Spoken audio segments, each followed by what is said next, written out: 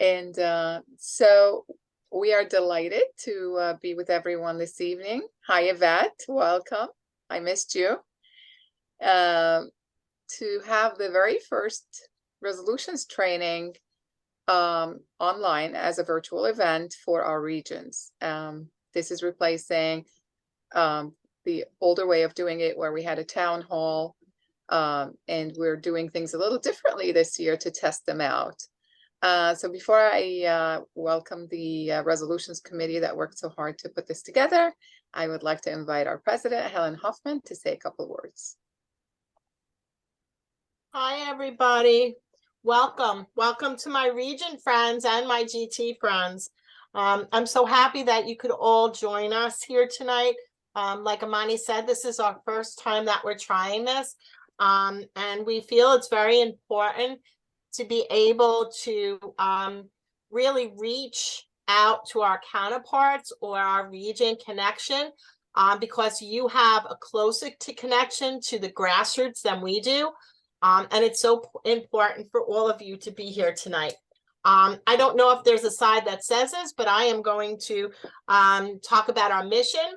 Our mission is very relevant to when it comes to resolutions, because our mission is PTA is a powerful voice for all children, a relevant resource for families and communities, and a strong advocate for the education and well-being of every child. And that's basically what we do when it comes to resolutions. I love resolutions. I think it's exciting. Not everybody else thinks it's exciting, but I do. So I know that this team is going to put an exciting training together for you tonight, because I know they're also excited about this. So I just wanted to say hi and thank you all for coming, and hopefully I'll see you all at convention. Thank you very much. Thank you, Helen, for these inspiring words. And as you know, Helen, that this team and this committee is a group of people who are very excited and passionate about resolutions. They speak, breathe, and eat and drink and little sleep resolutions. So you'll sense that excitement. And what we want to do is this excitement is contagious, and we want you to get excited about resolutions before our convention. They worked very hard to put this together for you, and the idea will be that you can take this information now and do your own training in your own regions. So without further ado, I will introduce the chair of the resolutions committee and our resolutions coordinator, Susan Fisher. Thank you, Amani. Thank you and welcome everyone for our event tonight. We really are looking forward to it. I am one of those people that Helen was talking about that is very passionate and excited about resolutions. So I'm really excited to try this new format and give a little bit more of an effort to engage and outreach to our own members and our grassroots, like we said. This is a meeting. You are free to interrupt us. If you have a question, if you need some clarification on something, please feel free to use the chat. Amani is going to keep an eye on the chat and let us know if any questions come in that way. If you want to just say, hey, I have a question on that, feel free to unmute. This is a meeting to help you. This is a training to help you bring this to your members. So we're here to support you and help you figure out a way to do this. So we're going to start with our learning objectives. So for tonight, what we really are aiming and hoping to achieve tonight is that we're going to review the proposed 2023 resolutions. You all should have received the resolutions packet. It came out with the call to convention, and Amani sent it out recently, so you should have pretty easy access to it. We're going to talk about what it's like to present and vote on resolutions and how we can talk about them. We're going to talk about what a vote of confidence is and why it's important, and then we're going to do a little bit of an overview about like how to write a resolution, where do they come from, and kind of connect you to that work.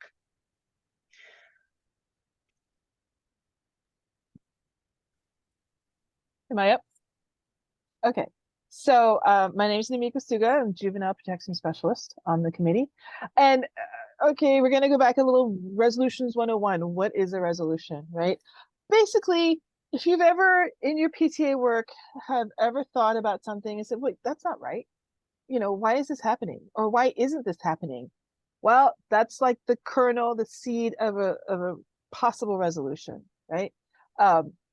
statement on an issue or concern, something that you think is an issue or a problem, and it's formalized, but it's basically our way of trying to solve a problem, right? It establishes our position, not just New York State, but national obviously has resolutions as well.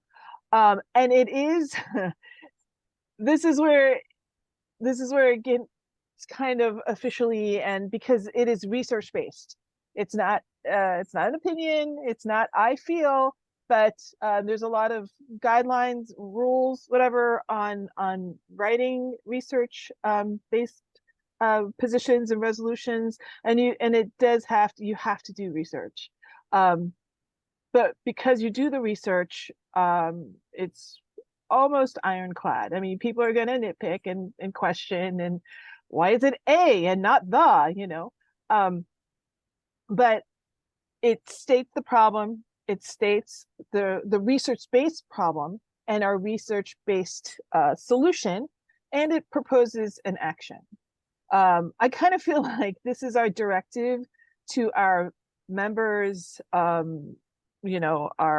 executive director, to go out and say, this is a problem across New York State, this is a problem across the country, and this is what we feel, this is the kind of action that we feel needs to happen.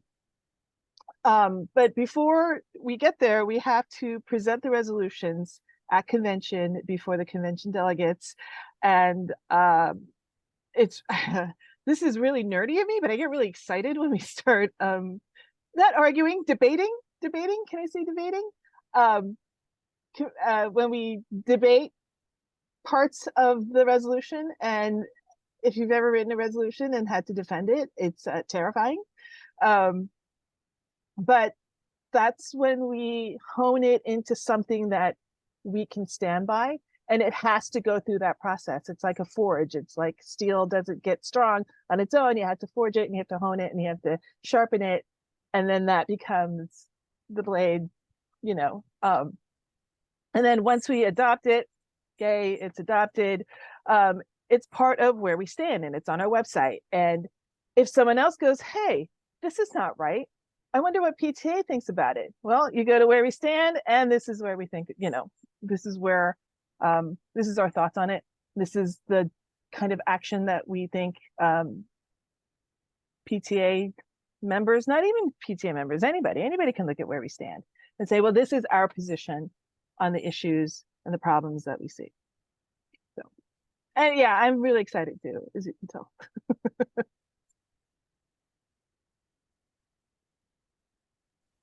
Hi, everybody. I'm Pat Janko. I'm the health specialist for New York State PTA.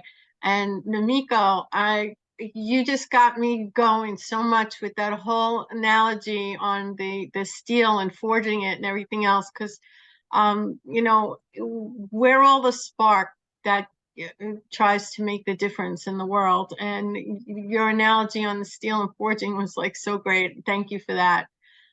So this year, I just want to go over that we have 16 updates of resolutions, proposed resolutions. We have 5 rescissions and 2 retentions.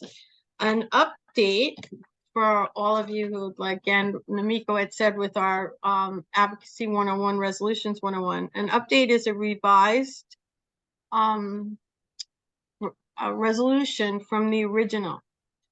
Something in that original resolve is being changed. The language is being updated, it's being new, or something's being deleted.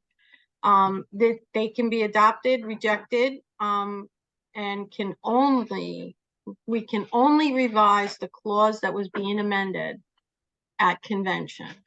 So with the retentions, on the 2 retentions, and unfortunately this year we only have 2. Everything else we worked very hard and diligently on to like update and change. But retentions, nothing's changed. But we still need to advocate for them. They will be reviewed every 7 years, and they can be retained or rejected. And nothing in a retention can be amended at convention.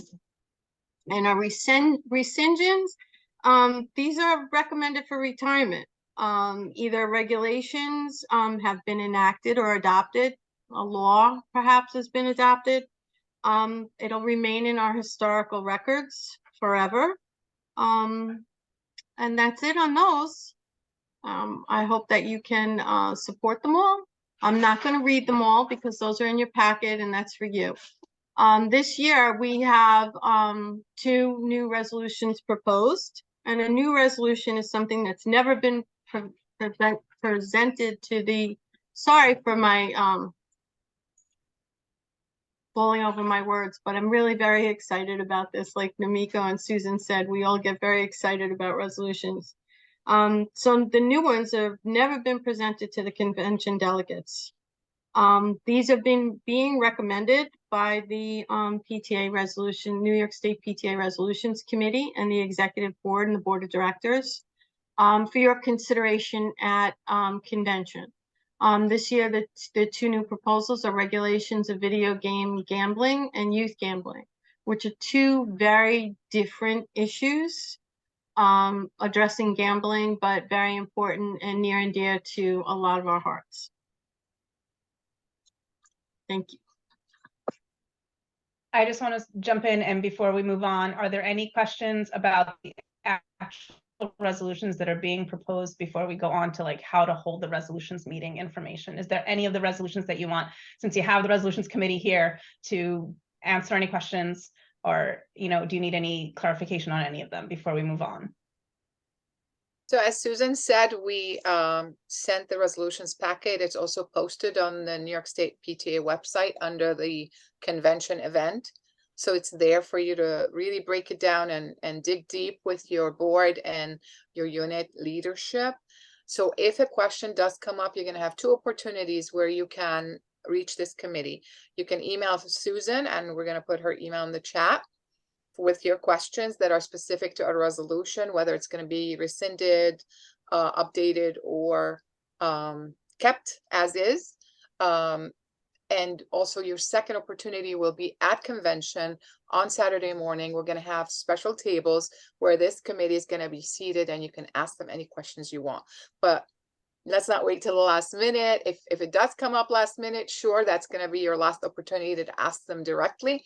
But do email Susan. I'm going to put her email in the chat. Thank you. My turn. My name is Maria Sanders, and I'm the environment specialist, and I'm going to tell you about the 3 steps to resolutions. So we would start with reviewing the resolutions and preparing the questions. And basically, you're going to open that packet and read it and understand it and see what is being changed and how. We typically put it on a Google form and send it out so that our members have an opportunity to actually vote on it. You would then attend New York State training like this and promote something similar within your region. Step 2 is going to be to notify your members that you're going to be voting on this. And again, send out the packet, let them know. You can share it via email, share the website, Facebook. Like I said, we tend to do, my council does, we put it all on a Google form and we send it out, and we kind of give them a, do you support this? Do you have any questions? Do you have any comments or anything? Because it helps it helps direct the conversation. And then you're going to meet with your people, and you're going to present these proposed resolutions to your membership and see how they feel about them, what questions they have, assuming every single person isn't attending convention, though it would be fabulous if they all did, right? And you see how everybody feels on it after that presentation.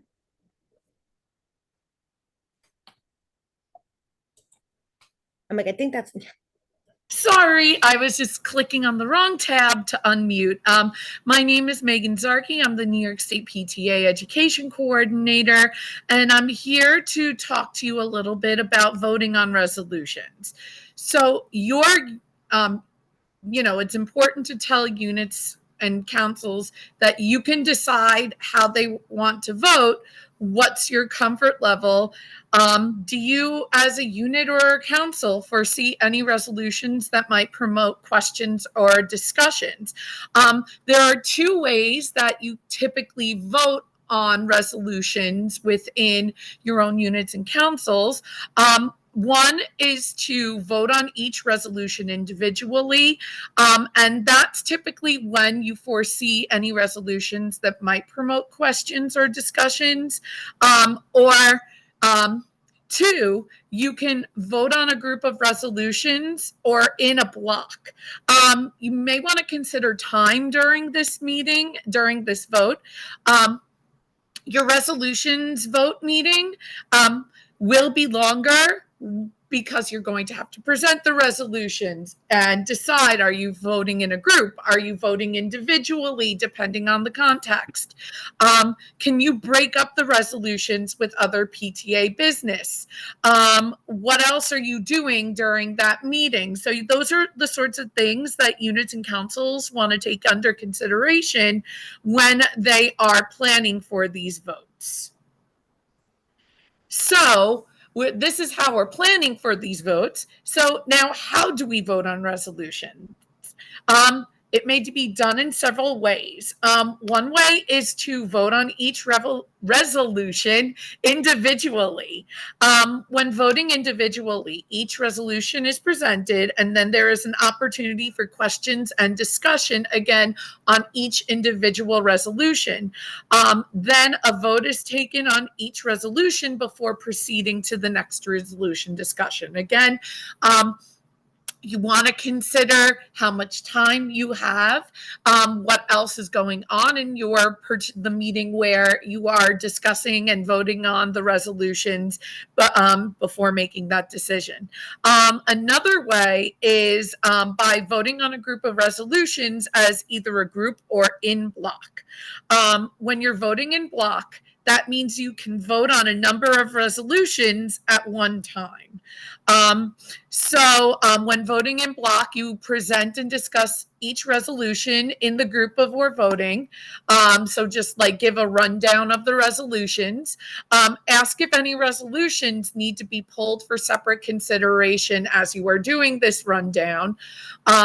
Then you will vote on resolutions, excluding any that were pulled for separate consideration. Once you've voted on this block, then if you have any pulled resolutions, that's when you'll do an individual vote. So when you are voting individually, you'll present the resolution. You'll discuss the resolution, and there's three ways that you can vote on these, or three results, I should say. You can vote to retain, which means it must be adopted as is, as presented. You can vote to rescind, a rescission, vote to rescind or retain the resolution. And an update, well, again, we explained this, only new language can be debated or amended. Sorry, I misread something there. Those, again, I know Patricia went over. Once debate and questions have been resolved, you can then say, or the unit president, council president, whoever can say, seeing no further discussion, we are ready to vote on the resolution, and then state the name of the resolution. Then you'll take the vote on the resolution. And when a vote is complete, you move on to the next. That's either if you're running down all of our resolutions individually, or if you are voting on a pulled resolution individually. If you vote in a block, you'll, like I said, present and discuss each resolution prior to voting. Once all resolutions in the block have been presented, you then ask, are there any resolutions to be pulled from the block to be voted on separately? If there's no request to pull a resolution, then the whole block of resolutions is voted upon. And again, if there are any resolutions that need to be pulled, you will take an individual vote on them. So an example of this, if a member requests to pull a resolution, if somebody requests to pull resolution 5, then what you would say is we will now vote on resolutions 1 through 4 and resolutions 6 through 10, or those in favor of adopting the resolutions presented, except those pulled for a separate vote, say aye. Those opposed say no, and then you kind of go from there. Now you are ready to vote on the resolution that was pulled, or multiple resolutions, depending on the situation. You'll read the title of each individual pulled resolution again as a separate entity, then call for a vote. If more than one resolution winds up being pulled, you should vote on each pulled resolution in the order in which they were pulled. Thanks, Megan. I just want to jump in here and clarify just a couple of things. Sorry, I No, misread. because I think that we never actually talk about this. And as I was listening to you, because I actually had the opportunity to listen, I was like, wait, we never actually addressed this. If you're voting on retentions and rescissions, if you vote aye for a retention, you are voting to keep that resolution. If your unit votes nay, and that they get rescinded. And the opposite is true for rescissions. If you're voting for rescissions and you vote aye, that means we are pulling that resolution from our positions. If we vote nay on a rescission, that resolution is retained. And just to clarify, there's no amendments on any of those. You're either keeping them or getting rid of them. So an aye vote means to do the action, the retention or the rescission, and a nay vote would be the opposite. I just realized that we never really talk about what happens if we don't vote aye for a rescission or a retention. As you're saying, Susan, what you're voting is not whether you like. Any questions on voting in a block or voting in? It is not that you're voting, just to clarify, whether you like the resolution or you don't like it. You're voting on the action the committee is proposing. If the committee is proposing that we rescind or remove or cancel a resolution, when you vote yes, you are in agreement. If you vote no, you're saying no, we should keep it. So you're voting on the action proposed by the committee, not so much on whether you like the resolution or not, right? I also, yeah, thank you, Amani. I also saw Myra ask a question in the chat, and I just wanted to make sure that we made that clear for everyone if they weren't seeing the chat. This is how you would do this for everyone, right? So this is how region boards do it. This is how every unit should be doing it. And the reason we invited you here is so that you can teach your unit leaders in your regions how to hold these votes, because we want them to know what the positions are. We want their voice. This is how they have their voice in our advocacy, right? By telling us how they want us to vote on these resolutions and how they're telling their delegates how they want them to vote on those resolutions. Does that answer your question, Myra? Okay, Lucille, I see you have a hand up. Yes. Would you suggest to everyone, Susan, that when you're voting in block, that you would vote the retentions separately, the rescissions separately, and the updates separately, that you would do them separate in those categories?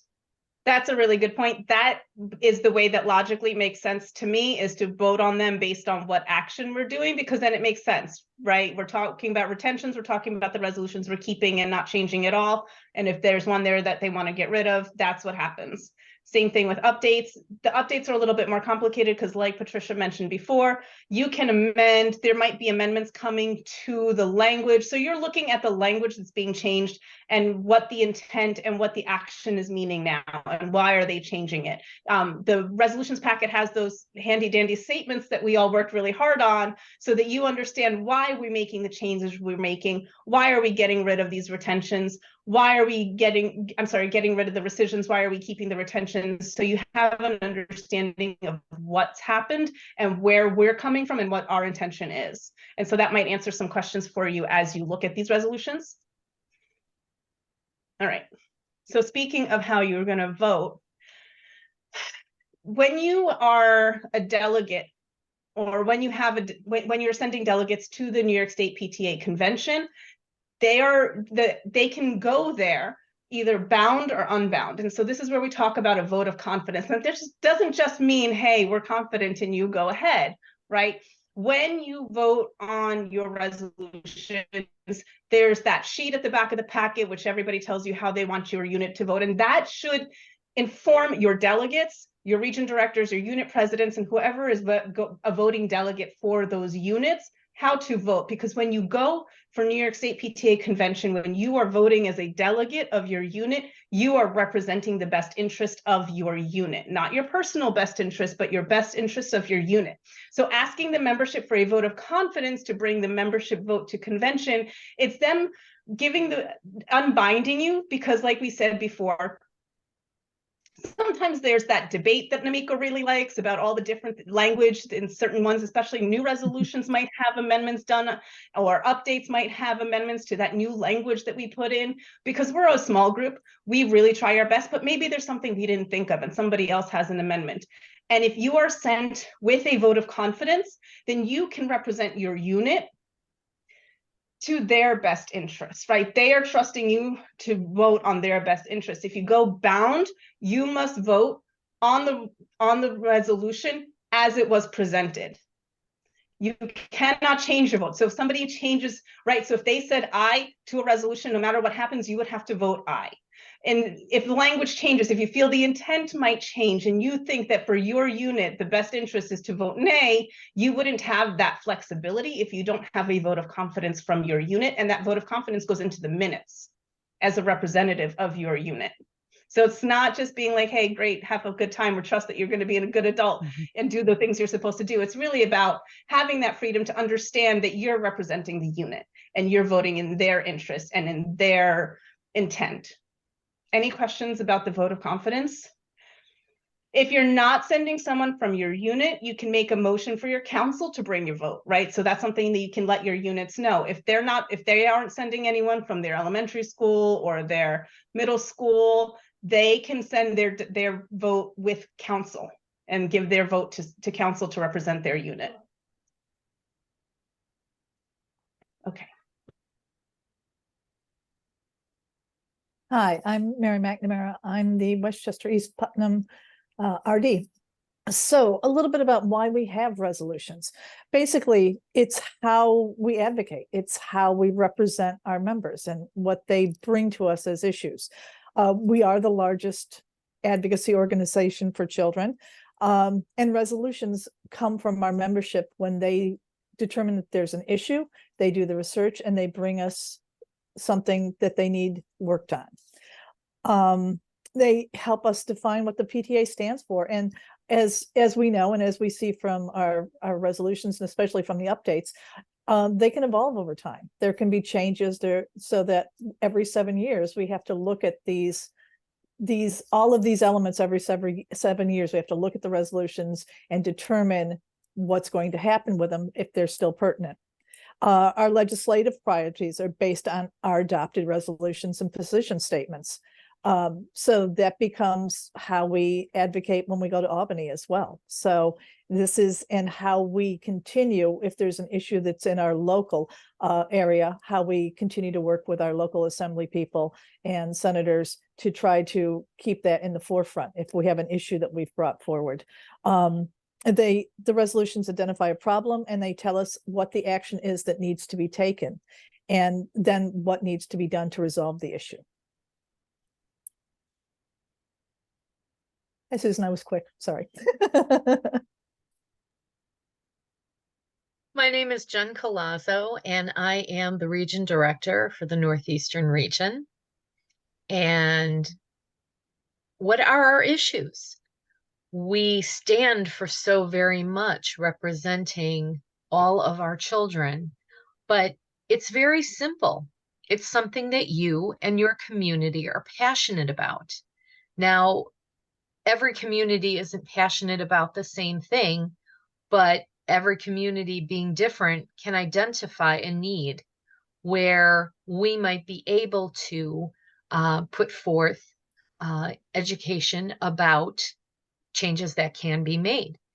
We want to always remember that in identifying an issue, that we keep in mind the mission of the New York State PTA, of our national organization. We represent all children, We are that resource for families and our communities. We are advocating for the education and the well-being of every child. So even if it's something that is passionate in my family, we have to remember that we are representing all of our children. And these are things that can be wide-reaching or something more narrow. They cover things like health, the health of our school foods, soil contamination, safety in horseback riding. Now, horseback riding may not be very big in your community, but it may be big in another community. We're looking to identify a need and something that we can do to help. We also want to make sure that in identifying that need, it's not already being addressed. And we have a wonderful document called Where We Stand. That can be found underneath the Advocacy tab on the New York State PTA website. It's currently a 43-page document, which not only lists the various needs that are already being covered by category, but it also lists all of the action from the time that they were initially brought and voted on to all of the reviews that have happened. As Mary said, every 7 years, all of our resolutions are reviewed. So you can look up, if you're considering writing a resolution, whether or not something is already being mentioned, when was the last time it was reviewed, and then you can look for more information and begin your research.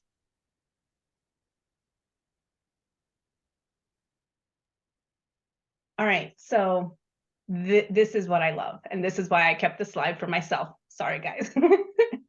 This is how you write a resolution, right? And we talked about this a lot. It's evidence-based, it's research, and Jen just did a really great job of explaining finding your issue in what's happening in your community. And for New York State PTA, it has to be an issue that is applicable, like she said, to the entire state. So anecdote, right?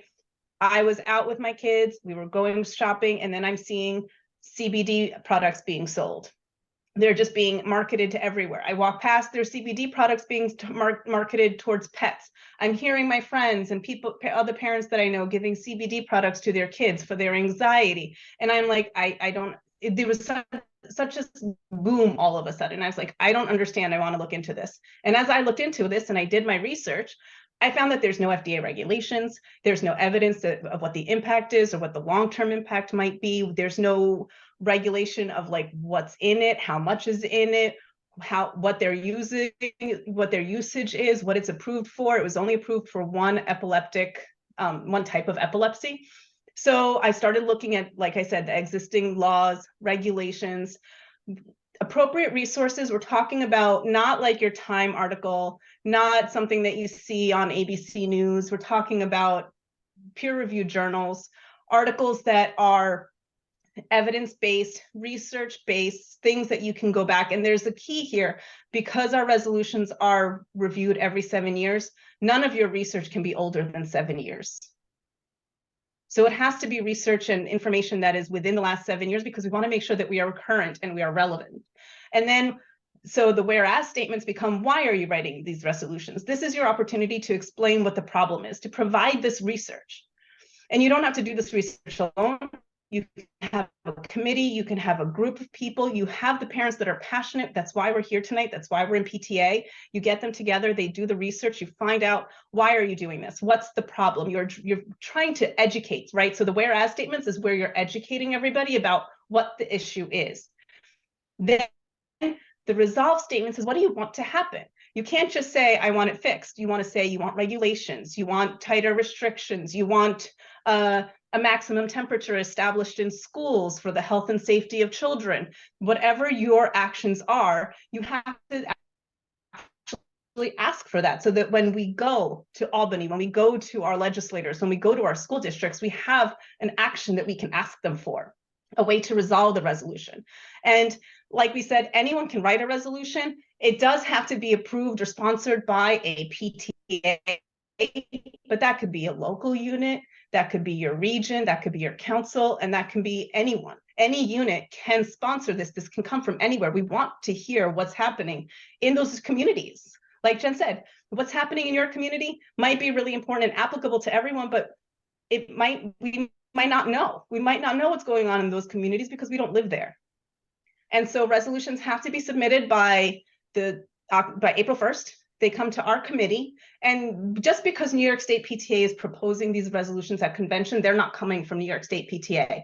Every resolution came from a unit, from a parent who was passionate or found an issue, a region that found an issue that was applicable. All we do is check it. We check it for its research. We check it for its accuracy. We check it for the resolve statements, whether there's something that we can actually accomplish. Right? We don't tend to try to regulate education law. We try to, so we try to figure out ways that we can accomplish what we want. And that's what our job is. Our job is not to write them. We're not here sitting on high, passing these down. These came from you guys. And so then that's when they get to convention. They've been reviewed, they've been approved, and then the membership votes on them.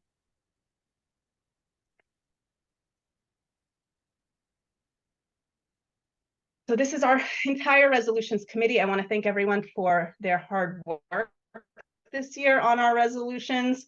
We have Jen Colazzo, Patricia Jenko, Zach Jappo is one of our youth members. Amy Heisek is education coordinator. Mary's on here. Sydney Prescott is another youth member, which was really great to have that youth voice this year. Patrice Racklin is our legislation coordinator. Maria Sanders, Tina Shuck is our special education consultant. Namika Suga, Megan Zarki, and Lissa Zukoff is our family engagement coordinator, not specialist. And Amani is our DO, and Kyle helps make sure that we are legally where we are supposed to be. She knows where we can do that legal mumbo jumbo and that jargon.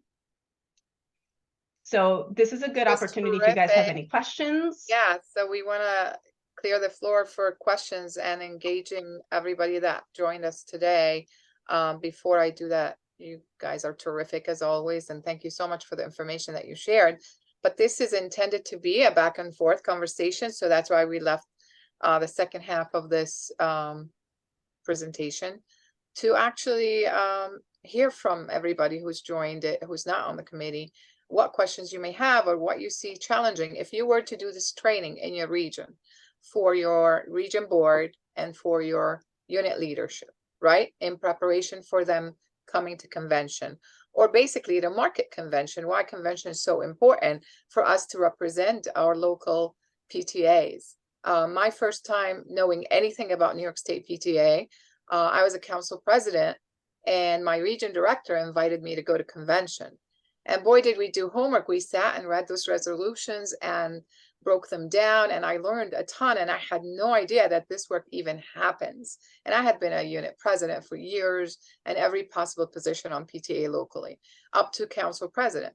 So it was really eye-opening for me. So what we'd love is that we have that aha moment for so many of our local unit and council leadership to understand the behind the scenes of what happens at the state convention and how they can actually voice their opinion and their units, represent their units and councils in that big event that happens once a year.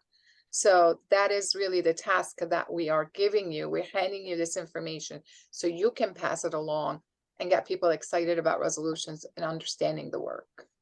So we're opening it for you now to interact with this committee and ask your questions. So what would make your life easier presenting this? Besides, of course, having access to this committee, and you can ask them anytime. Don't be shy. So, right, the purpose of this training is that hopefully between now and November 11th, when you come to convention, you can have a webinar or a workshop for your unit leaders on how to how to present resolutions, how to do this. Because we know that a lot of units get overwhelmed when they see that resolutions packet. They hand out that sheet at the end, they just collect it with whatever people put down and they're done. It's actually a lot of work to do it fully, to do the right way. And we know that, you know, it's a lot, it's a big ask It is. It's a big ask to do. It's a commitment. Your meeting's going to go 2 hours longer than it normally would. But this is our hope, is that coming out of this, you can partner with another neighboring region. You might coordinate and try to do something. These can be webinars. They can be, you know, online, virtual. A lot of the units will do them virtually. You can do it in person if that's working for you. But we're hoping that this will kind of inspire you to bring resolutions to your unit leaders so that they can bring it to their memberships. I see Lucille, Lucille you have your hand up. Yeah, just some suggestions when I was a unit leader, council president, the things that I used to do in the unit, I found very helpful. First of all, what I did all the time was make sure that everybody that was coming to the meeting had the resolutions packet so that they could see it and read it prior to coming. So that the first time they were listening to this, it wasn't from me, you know, saying it, or the legislation coordinator or chairman reading them. It was that they've already seen them. So I would make sure that I would send it to them and say, please read these over and come with your questions. Always, just like you did in your presentations, always make sure that people understand the difference between what a retention is, what a rescission is, what an update is, and what a new resolution means, because people get confused by that language. They really just don't understand it. And when you're voting, that's something that, you know, is really, really important. And what I found helpful, again, as Susan said, it could take, you know, so much longer in your meeting when you're doing this, but I would always read the name of the, you know, of the resolution or the retention, of the, you know, of the retention or the rescission or the update, and then always read the statement. So this way they could be, you know, they have a little bit more understanding of it.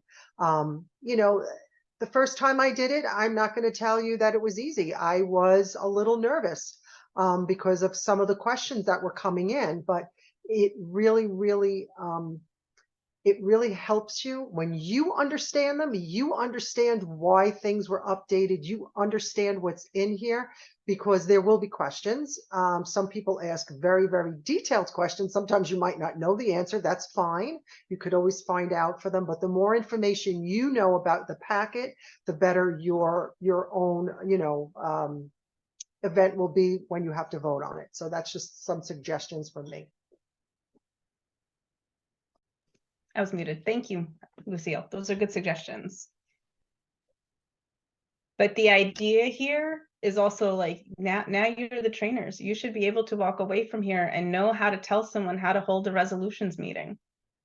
When your units come and say, what is this packet and how do I do this? You should be the ones who are able to answer that. The packet may look overwhelming at first sight. I remember being overwhelmed the first time I was reading it, but the language is really intended for not an attorney to read it. It's language that's simple to follow. And if you go, you know, group by group, as Lucille mentioned earlier, think retentions, the ones we're keeping or the ones proposed to be kept, right? It's only a couple, as is, without any changes. And the reason is it's only a couple. A lot of times we're updating the language to be more inclusive, right? Like we've changed a lot of like the parents, the word parents into parents and caregivers in so many of our resolutions, because we want to be inclusive of children who and families who someone else is taking care of them. So that could be the gist of it. Or the name of a certain regulation has changed over time. So we're making sure that's updated. So those are the updates. So a lot of them fall under updates, the majority, I would say, as you saw in the first list. So go in them section by section. Retentions would be the easiest. We're keeping them as is. We didn't think anything needed to be updated. And then maybe go for rescissions next. It's also a small group, about 5 or 6. Why? Why do we feel they should be rescinded? And the committee members explained, sometimes the law has already passed, sometimes things have changed and there's no reason for this particular resolution to continue. Or it has been moved into a national PTA resolution and we don't duplicate those in many cases. And then the updates. Why was it updated and how? So Susan, you see hands up. All right, I see Helen first and then Patricia. Susan, I have a question. I know Namika, when she was speaking earlier, she really used a word very strongly that all of our resolutions are research-based. So it isn't just a statement that comes out and we want to believe in something. Everything has research behind it. And I know, and a lot of the people on this call probably do not know, that when you do submit a resolution, you do have to give research backup. My question to you is that if I'm a region person and I want to hold a resolutions, workshop for my people, I don't have that research in my hands. How do I get some of the backup that I need to feel confident in order to present these resolutions confidently to my region people? Well, what we did was we wrote those statements to help explain why we made the changes. So if there was legislation that was passed, we tend to include that in our statements. We tend to include our guidance if there is anything that happened that's been put out. For example, like the hazing one, we rescinded that one because at the June National PTA Convention, they passed a hazing resolution that was far more in-depth than ours and covered what we had in ours. And so we've linked it in there for people to see. We don't have very easily accessible the research that was done from the original resolutions. The new resolutions, you can probably contact me for some help on whether or not to give some backup on the youth gambling and the video game regulations for gambling, just because I happen to be one of the people who worked on those. But we have we have the research, because the new ones when the new ones are submitted, it's a up to 50 page document. You have 50 pages to submit your resolution, your narrative summary, kind of your argument for why we need this resolution, your explanation of the resolution, and then all of your research to back it up. So that when we have a new resolution, the resolutions committee has access to the research that's been used, so that we can verify that it's within the last 7 years, that it is peer reviewed, that it is accurate, right? That it's not just, Time magazine articles or opinion articles. It's, peer reviewed means it's, a scientific journal, like Journal of Pediatrics or Journal of Pediatric Medicine or the American Psychiatric Association. Those kind of articles and research is what we look at. Does that answer your question, Ellen? Patricia. I'll add to that, Helen, thanks so much for asking this, because yes, it is a question. Like sometimes we have access to that research that's behind the scenes, and sometimes even when we are deciding as a committee, or when the resolutions committee decides whether to update anything or to keep it or rescind it, we have to go back to that data and some of the papers and the publications that were attached to the first time a resolution was presented to the convention. But in the meantime, the whereas is really where the key language is. So going back to the whereas is in the original resolution is really helpful, because it summarizes all that without having to go read the individual research papers. The whereas is kind of like the summary of what research went on, or what did they rely on when they came up with this resolution the first time around. I also one more comment, and then I'll get to Patricia's question. Nobody who wrote a resolution knew how to write a resolution before they did it. I've written 4. The first one that I did, I had no idea what I was doing. There's a checklist that you go through, and you find your research, you end up with piles of paper, you run out of printer ink, you have all of this research, and you just dive in. There is nothing special about anyone who wrote any of these resolutions beyond what anyone here is sitting and listening to this, right? I didn't know anything, and I just found an issue that I thought was important. I did my research and I followed my checklist, and I got it, and I got it approved. So no, this isn't something that we're saying, oh, you need to know how to do that. Yeah, you need to know how to do research. So you start with Google. It's a good place to start. Patricia. I just want to piggyback a little bit on what Helen, Amani, and you said, Susan. When we sit down as a resolutions committee to review these resolutions, we do research because, like Susan said, a lot of times the research isn't available to us any longer that was sent in with the original resolution.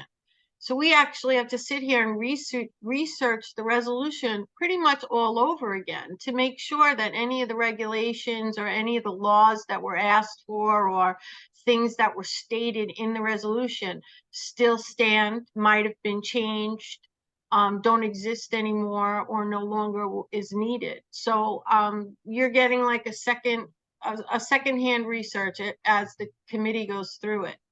I wanted to talk a little bit though about presenting the resolutions to your units. It's very, very hard to sit in a room with a bunch of people who might be pretty much more interested in the fundraising that you're doing or the activities that you're giving the kids or what cultural arts programs are we raising money for to give the kids. But one of the biggest and most important thing that PTA does is advocate for children. So somehow, some way, as a resolution chair, you have to get people, you have to get them to drink the Kool-Aid, pretty much, bottom line. You need to let them know how these hit them at home. You know, when you turn around and take a look at the resolution that had to do with getting, safety helmets or, seatbelts on buses, all the different things. Even, right now we've had big issues with all the parents complaining about the temperature in the classrooms because the heat was so horrendous the first 2 weeks of school. You hit them where it hurts. Hit them where you're going to get them to see why advocating is so important and why these resolutions are so important for them to look at, to review, and to vote on. Thanks, Patricia. I'm sorry, I know I'm going to mispronounce it. Is it Dion? It's Dion. Thank you All so right. much. I wasn't sure. I'm the region director for South Central, and I have never heard of any of this before. So this is brand new to me. However, I'm an attorney, so it does make sense. I have a question kind of in the weeds, though, on a particular one which regards parent participation. So I just have a question about Tell me this. which update that is, and I'll pull it up. Can you tell me which which update that is quickly? Update number 4.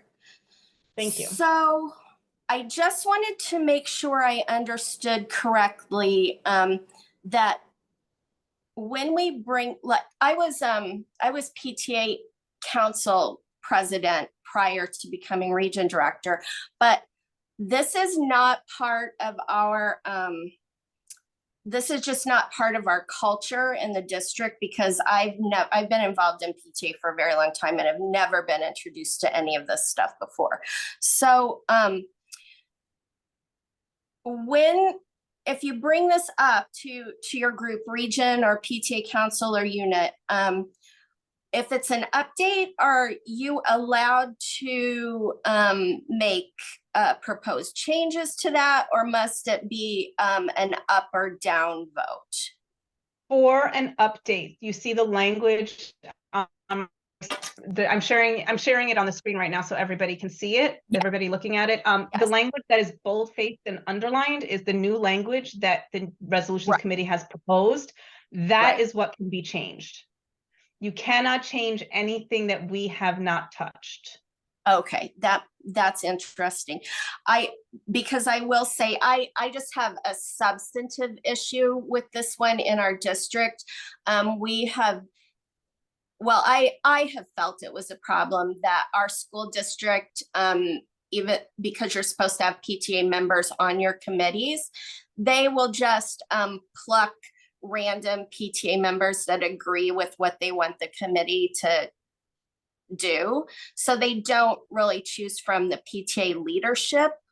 they just are just like, oh, random person who's a member of like, one of our units in our district. We have 12 units in our district. So yeah, they just pick and choose people that they know will agree with what the school wants to do. So that's just a substantive problem that I felt like if there's on the PTA council, if there's something going on where it's, a bit of people trying to come to consensus or having different ideas, they avoid all those people and they won't put them on committees. So yeah, Right. it's definitely a different issue, but I took note of it when I saw it. Right. I'm one of the people on the committee who took a deep dive on this, but in our resolutions process this summer. If you take a look at Resolved 3, and with the updated language, resolved that NYSPTA and its regions, units, and councils recommend. So basically, the language of that particular resolved is saying, yes, the PTA membership and leadership should be the ones that are having this, like, if you have like a health and safety committee in your district, right? And you don't want to necessarily recommend a parent who wouldn't represent your unit's best interests, for example, right? So one would hope with that resolution that units and councils would take note of it. It's also a conversation that sounds like it needs to be had between the council and the superintendent in terms of parent committee selections. I know we've run up on a couple of issues in the I'm a teacher. In the district that I send my children to, where especially during COVID times with safety committees and things like that, we really had to advocate and say, hey, and now now I can show this resolution if it comes up again and say, yeah. So having these resolutions are not just like a state PTA position. You can then take these resolutions to your districts if you're running up against resistance with your district administration in terms of the way that they select parent committees. You've got this right here.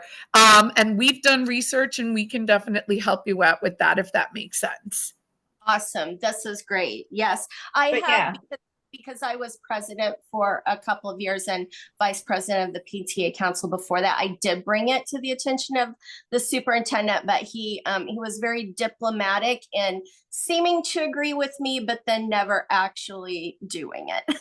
But if it becomes a PTA position, if those updates are adopted, that is now the PTA position. So now as a PTA, you can say, if you want parent members, please ask us and we will recommend who is available and who can participate on your committees, because this is the position of New York State PTA, is that we recommend, and you are under the umbrella of New York State PTA.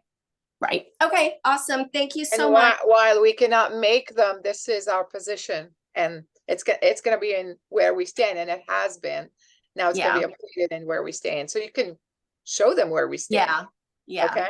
Cool. All right. Thank you so much. Myra has her hand up. Myra? Okay, I just wanted to make sure I understand fully.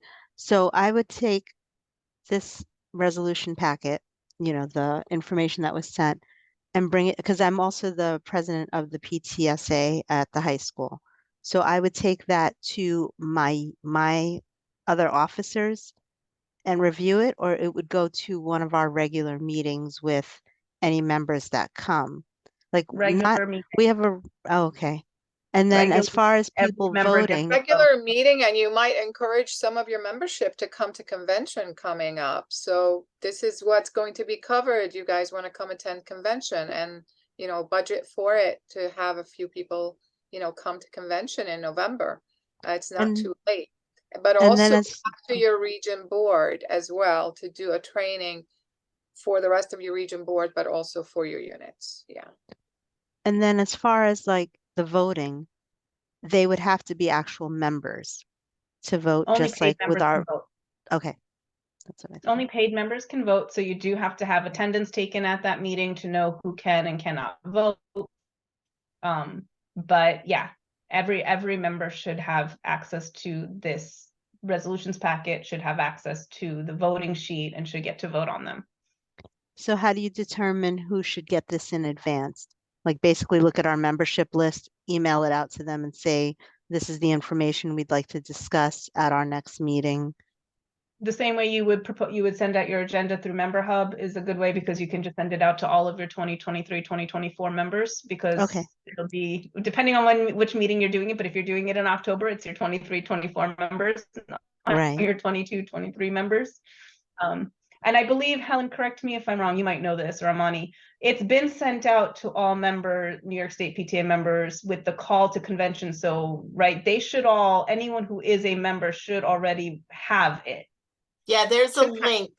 Well, on Yeah. the registration packet, there's a link to our convention page. And on our convention page, there's a tab for everything that's going to be voted on. So the bylaws that are going to be voted on is a tab.